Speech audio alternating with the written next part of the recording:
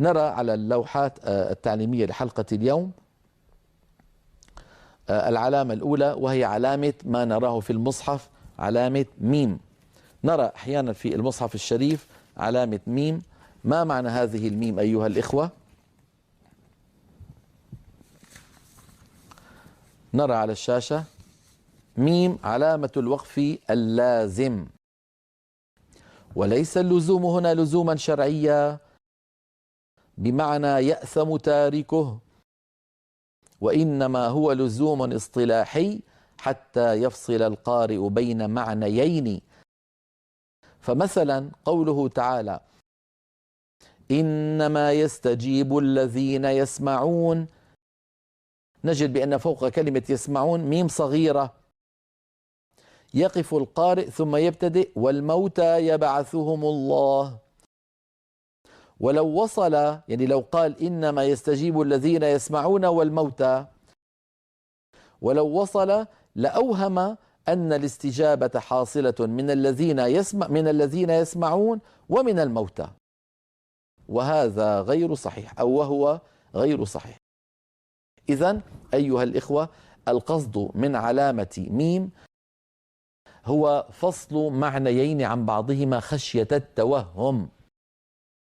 يعني مثلا لما نقرأ في سورة النساء عن إبليس، يقول الله لعنه الله وقال لأتخذن من عبادك نصيبا مفروضا، نجد على لعنه الله ميم، ثم ما معنى ميم؟ يعني قف. لماذا؟ حتى نفصل معنيين عن بعضهما.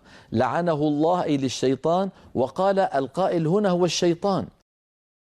ولو وصلنا لقلنا لعنه الله وقال، الضمير قال فعل يحتاج إلى فاعل ولم يذكر صراحة، إذن هو ضمير يعود إلى أقرب مذكور. ما أقرب مذكور؟ الشيطان، عفوا استغفر الله، الله لعنه الله وقال، وكأن القائل هو الله. ليس القائل هنا هو الله، وإنما القائل هو الشيطان. لذلك علماؤنا وضعوا ميم صغيرة فوق لفظ الجلالة، لعنه الله أي الشيطان، وقال لأتخذن من عبادك، القائل هو الشيطان.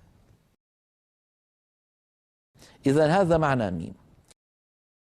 لكن أذكركم أيها الإخوة، هذه الميم وقولهم وقف لازم ليس لزوم شرعي، لزوم اصطلاحي. هذا أمر بمعنى لو لم يفعل يعني لا شيء عليه، لكن يعني كان الأكمل له أن يفعل ذلك حتى يفصل المعاني، وهذا من السنة.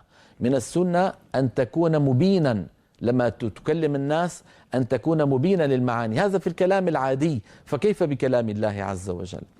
إن كان القارئ، وانتبهوا إلى هذه المسألة، إن كان القارئ يقرأ لنفسه، أنا عم بقرأ لوحدي في البيت، في المسجد، في السيارة، أقرأ في الصلاة، ومررت على هذه الآيات وأنا بالنسبة لي فاهم للمعنى، ليس من الضروري أن أقف على هذه العلامة التي هي ميم.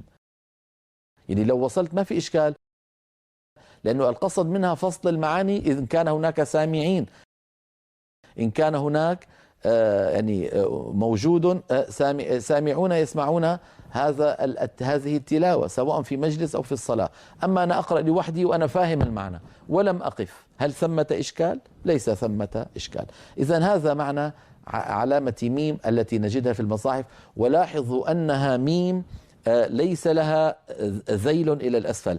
أرجو أن نعود إلى اللوحة التي كنا فيها منذ قليل. لاحظوا بأن علامة ميم للوقف ليس لها ذيل إلى الأسفل، أما التي لها ذيل إلى الأسفل فتوضع فوق النون أو مع حركة التنوين من أجل حكم القلب الذي هو من أحكام النون الساكنة والتنوين. إذن الميم التي مثلا من بعد، لو نظرنا إلى حكم القلب والذي يسميه الناس الإقلاب، القلب أفصح.